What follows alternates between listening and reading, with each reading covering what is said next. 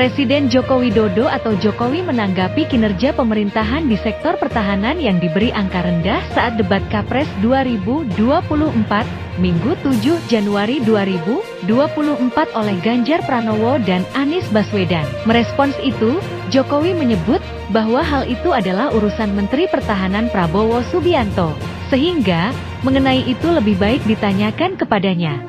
Tanyakan Menteri Pertahanan, kata dia usai meresmikan tol di Depok, Jawa Barat, Senin, 8 Januari 2024. Sebelumnya, Capres nomor urut 1, Anies Baswedan, menilai kinerja Kementerian Pertahanan di bawah kepemimpinan Prabowo Subianto buruk. Anies Baswedan bahkan tidak sepakat dengan lawannya, Ganjar Pranowo, yang memberi skor 5. Menurut saya skornya justru di bawah 5 Pak Ganjar. Kalau 5 itu ketinggian Pak Ganjar, kata Anies dalam debat Capres 2024 di Istora Senayan, Jakarta, Minggu, 7 Januari 2024. Ganjar kemudian meminta Anies untuk belak-belakan soal skornya untuk kinerja Kemhan. Mas Anies nggak usah takut, angkanya berapa gitu loh, kayak saya gitu loh, jangan di bawah 5. Sebut saja angkanya berapa, goda Ganjar ke Anies dalam sesi tanya jawab. 11 mas, dari 100, jawab Anies seketika sembari tertawa.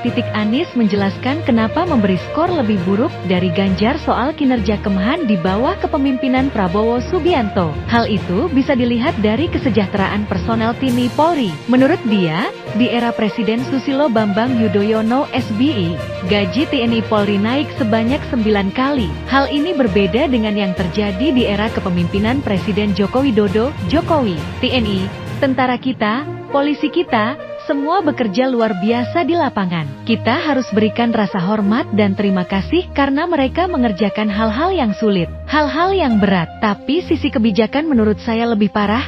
Kenapa? Di era SBY kenaikan gaji terjadi 9 kali. Selama era ini hanya terjadi 3 kali, dan akan naik nanti tahun depan, karena menjelang pemilu, mungkin naik gajinya, kata Anies. Ditambah lagi, dengan Menteri Pertahanan Prabowo Subianto yang tidak mengusahakan kenaikan tunjangan kinerja bagi personelnya. Di sisi lain kesejahteraannya tidak dipikirkan dengan serius. Tukin hanya 80%. Lihat Kementerian Keuangan, lihat Kementerian POPR. Menteri-menterinya mengusahakan peningkatan tukin di mereka, tutur Anies.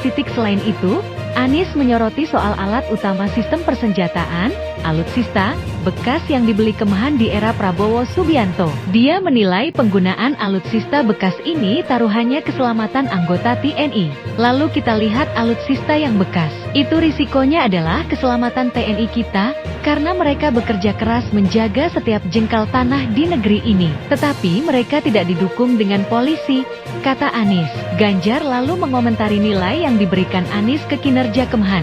Ini sedikit ngajari kendel Mas Anies, ini sedikit mengajari Mas Anies untuk berani mengutarakan skor, ujar Ganjar. Dia lalu mengutarakan usahanya untuk memperjuangkan nasib TNI. Dia ingin membuat perencanaan yang berasal para prajurit. Apa yang kemudian saya lakukan untuk membela TNI kita? Saya bersama mereka, saya mendengarkan, saya berkeliling Indonesia. Saya mampir bertemu di rumah-rumah mereka, di asrama-asrama mereka. Maka kami tidak mau kalau kemudian mereka, mohon maaf, bertempur dan mati sia-sia.